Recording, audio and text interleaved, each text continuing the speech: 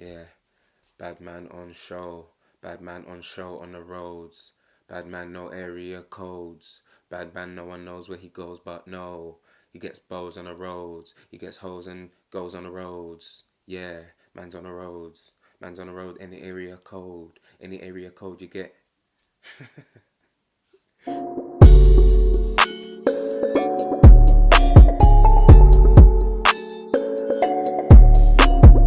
Yo, what's good, people? It's your boy BLK back again with another blacklist for you guys. Okay, so I'm quickly gonna hit you on the Grammys now. The Grammys don't half surprise us, do they? Like they're just, I don't know. It's like that's like social media heaven, like having all them artists in one place. It's mad, but for real, like this year, as I covered before, I think you remember I kind of tipped Nipsey Hussle to win the best rap album of the year. I mentioned that Cardi B was also nominated, Drake was nominated in there. I just can't help but think of all the furore that surrounded it after. There's a lot of people claiming that the Grammys is a farce because like Cardi B won. Some claiming it's a farce just because, you know, not just because she won or not because she won, but just because. And you know, there's a lot of talk around it just being this like gala for people to look at, but not a real representation of what is going on in music, what the actual record sales say, what the fans say, what the feeling is. They don't really pay attention to it. I think with the Grammys, to be fair, Cardi B won and she deserves it. Let's keep it real. Like you can't tell me that Cardi B isn't at the top, and she's done it really quickly. Like how long has she been around? Like 3 years maximum. Do you know what I'm saying? And look where she's at now. Like as much as it's acclaimed and as much as, you know, people might say it's not the album rap wise that should have won the award, you still have to give her props for actually being able to pull it out the bag and climb. And somebody who was just normal, like, you know, all other people, got into the right spaces and has just made her way through to right to the top. I had Nipsey down. I thought Nipsey was gonna take it, because I'm saying if that's rap album of the year, I'm thinking Nipsey's album killed it for me. But you know what? More power to Cardi B. Well done. Congratulations on winning the award.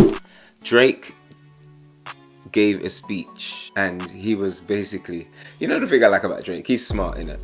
Like he's basically knows what to do at the right times in the public eye. So that Grammy speech was a very good way to connect with so many people, but to also congratulate the people who didn't win. So he connects with everybody. So it's like he comes out of there with everybody like, yeah, Drake's coming for that. I don't know, like I think this guy's a genius, man. And I think his team behind him needs some props too, because they're pulling in work, like, trust me. Overall, congratulations to him, congratulations to Cardi B, congratulations to all the nominees, congratulations to her for winning an award as well. And congratulations to all of them, to be fair. I mean, as much as, you know, you might say the Grammys maybe this, maybe that, it's still revered in the most public opinion as the awards to be given out to the people at the top of the game. Have you not seen about Loski burning £50 note on his Insta story or his Snap story? He's got like loads of backlash from it, basically.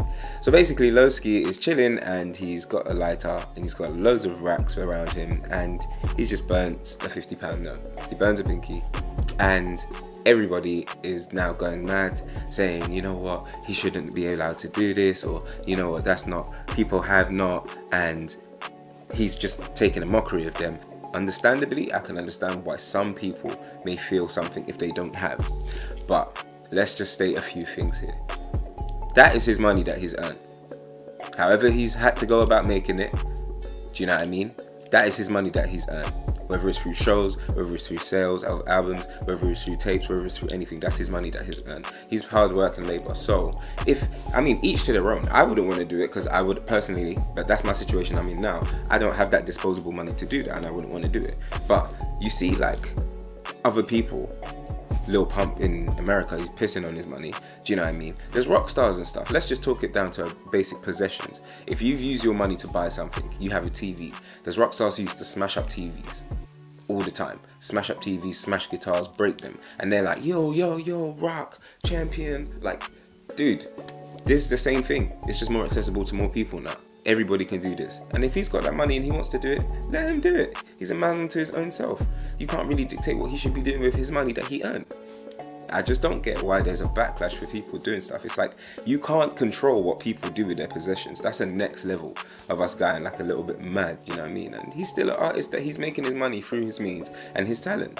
Let him shine with his money, let him do what he wants. Do you know what I mean? Like, and if you don't really like it, I guess there's always ways you can avert your attention. Like, it's just not a big deal. Why is everything such a big deal? Man wants to burn peas. Like, let him burn peas. I've got tracks of the week for you guys. Tracks of the week. Couple bangers coming in this week. Few lot, they're all from an English lot, and I'm really feeling each one of these artists. First on the roster is Zeno, and it's his track Come Through. Heard this one on SoundCloud again. It was like about a week ago. Bumped it all week. Like, it's just a banging vibe. Old school kind of hip hop beat, but very much like deep lyrics, and he's got a raspy voice which carries the beat hard. I just think it's one of those you can just like, I don't know, sit back, chill to. But then also he's got some content in there as well, which is good. So found it on SoundCloud. If you don't use SoundCloud, yeah, you're losing out, because there's bare good artists on there that I just ain't been discovering. You can just hear some banging tracks, a new one every single day. Trust me, I would get on there. So check that out. It's Zeno and Come Through. Number 2 on that list is Harley Quinn by A2. This track is just a vibe. I'm not sure what mixtape is on. I heard it on SoundCloud again, but I'm not sure what mixtape is on. But when I heard it, you know, one of those that you're just like, yo, this is lit. Like, yeah. So I've been listening to it a while, but as I said, I'm a fan of A2's work, and he's part of Disturbed in London, who, as I mentioned in my last video, you know, are really doing big things. So he's one of the artists I said we should be looking out for this year. That's A2, and it's Harley Quinn. And another artist on the track list this week is ant-deko, and it's Work in Progress. Now, he just dropped the sickest visuals for this. It's kind of like ambient settings. He's set in a church, you know, he's got people around him. Work in progress, a kind of dark video.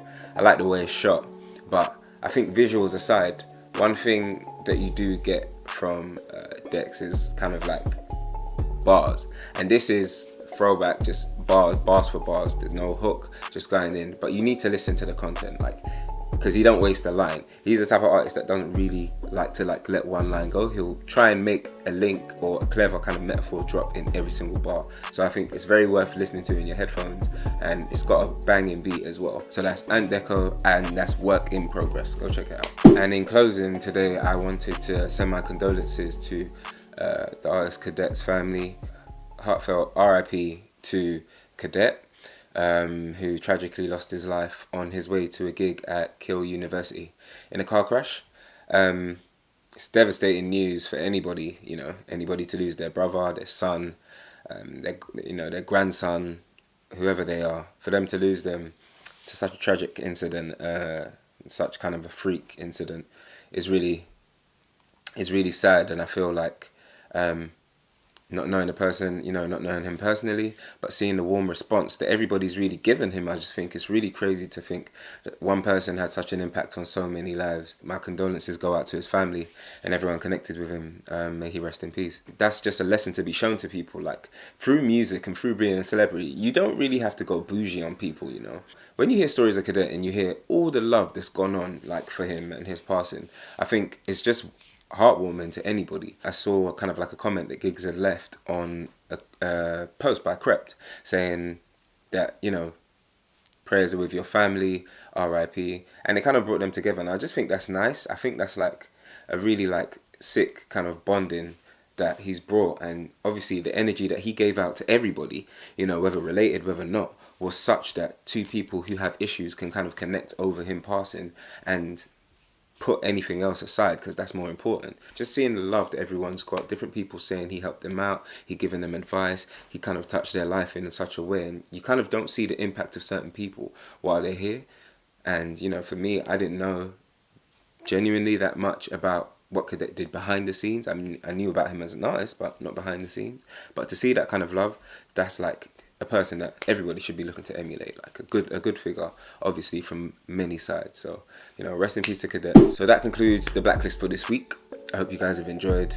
I'm freezing, so I'm gonna go and warm up. Go and put duvet, jackets, sunglasses. Peace.